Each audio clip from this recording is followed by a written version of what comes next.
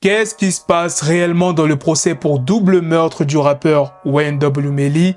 Hier, c'était le 11e jour du procès. Donc, je vais te faire un petit récapitulatif de tout ce qui a été dit. Bien évidemment, il y aura d'autres news sur d'autres artistes. Mais avant de commencer cette vidéo, le petit commentaire du jour, c'est important. De Jérémy Rose 3519. Mec, j'aime bien ton concept de mettre les commentaires de tes abonnés en vue. C'est trop cool. Force à toi depuis le Gabon. On est ensemble, mon frère. Force à tous les Gabonais qui me regardent, les Sénégalais, les Antillais, enfin bref, tout le monde.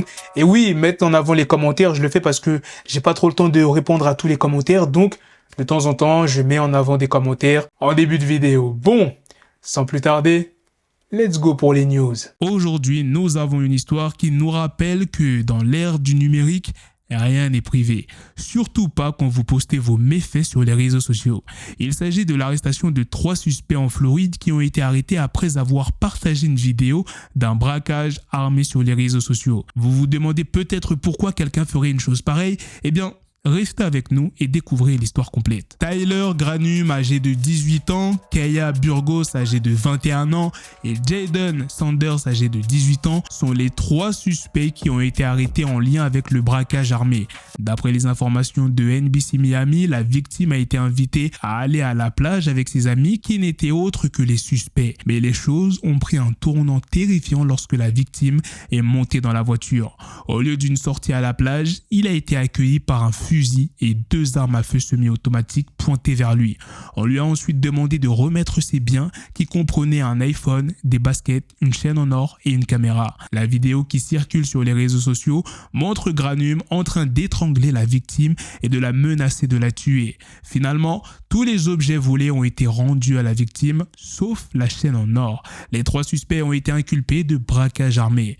Le plus étonnant dans cette histoire, c'est que les suspects ont décidé de partager une vidéo de leur crime sur les réseaux sociaux. C'est cette vidéo qui a conduit à leur arrestation. Il semble qu'ils aient oublié que les réseaux sociaux sont publics et que la police aussi peut y avoir accès. Qu'est-ce qui se passe réellement dans le procès pour double meurtre de Wayne W. Melly? Bienvenue dans notre récapitulatif du jour 11 du procès. Nous avons commencé la journée avec le sergent Christopher Williams, un expert en reconstruction de scènes de tir qui a examiné la voiture dans laquelle Wayne W. Juvie et Wayne W. Sackchaser ont été tués. Sa conclusion, un tir de fusillade en voiture semble improbable. Au contraire, les preuves pointent vers Wayne W. Melly ayant tiré sur Wayne W. Juvie et Wayne W. Sackchaser à bout portant à l'intérieur du véhicule.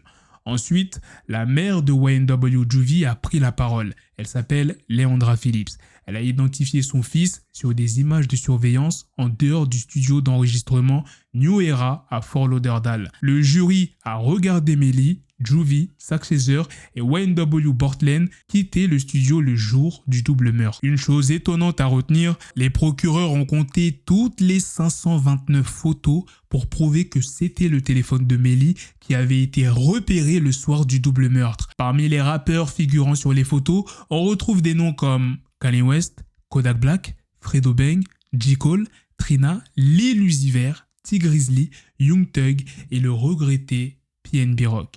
Aussi, le jury a prévu de voir la Jeep criblée de balles dans laquelle Wayne W. Juvie et Wayne W. Sackchaser ont été tués. Melly maintient que les 2 rappeurs ont été tués lors d'une fusillade en voiture, mais les procureurs affirment que c'est Melly qui a tiré sur les 2 hommes. Mais nous en saurons plus après une pause d'une semaine. Une histoire surprenante et troublante qui émerge des paillettes et des projecteurs d'un des plus grands événements de divertissement de l'année. Le week-end dernier, les BET Awards est devenu l'émission de récompense la plus regardée de 2023. Cet événement annuel attire les plus grandes stars d'Hollywood et est devenu extrêmement lucratif pour un large éventail d'entreprises, d'entrepreneurs et de travailleurs indépendants. L'afflux de célébrités et d'argent profite également aux danseuses de striptease.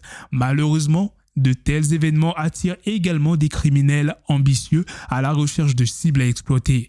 Une vidéo récemment devenue virale montre 2 stripteaseuses se faire dérober 10 000 $ par un homme armé et masqué après une longue journée de travail suite aux BET Awards.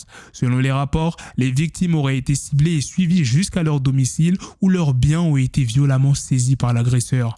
Ce vol audacieux a choqué la communauté qui s'attendait à une célébration festive et sûre après l'événement prestigieux. Il nous rappelle que même dans le contexte glamour d'Hollywood et des grandes célébrations, le crime reste une menace omniprésente. Imaginez-vous dans un stade entouré de 50 000 personnes.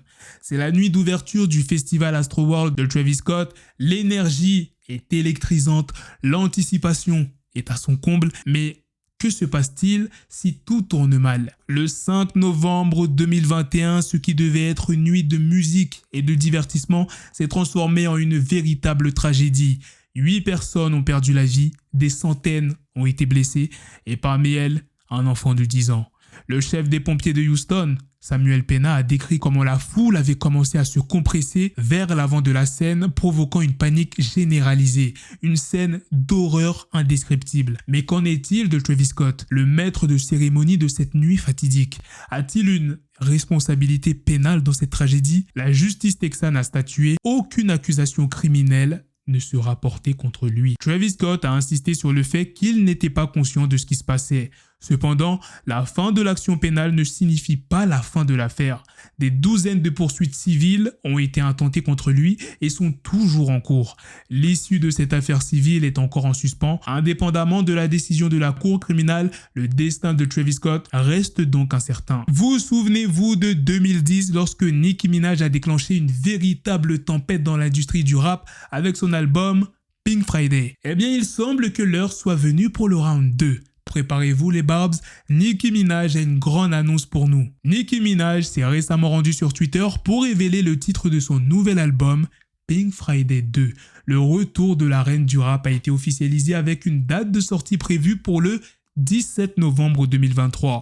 Dans son tweet, elle promet à ses fans qu'ils adoreront ce projet. Pour tous les fidèles Barbs qui l'ont soutenu pendant toutes ces années, ce message est aussi une marque de gratitude pour leur amour et leur soutien constant. Et ce n'est pas tout. Nicki a également annoncé son intention de reprendre les tournées. Les détails de la tournée seront révélés plus tard, mais il est prévu qu'elle commence au début de 2024. Rappelons-nous, Pink Friday, l'album original, est un classique qui a fait ses débuts en première place du Billboard et contient des singles comme Superbass, Moment for Life et Your Love. Aujourd'hui, il est certifié 3 fois platine et a été nominé pour le meilleur album de rap aux Grammy Awards 2012. Alors, est-ce que Pink Friday 2 pourra suivre les traces de son prédécesseur et même le surpasser? Voilà les gars, c'est la fin de cette news, c'est aussi la fin de cette vidéo. Dites-moi dans les commentaires qu'est-ce que vous en pensez de toutes les news que je vous ai présentées dans cette vidéo. Sur ce, on se donne rendez-vous très prochainement pour d'autres vidéos news. Prenez soin de vous la famille. Peace.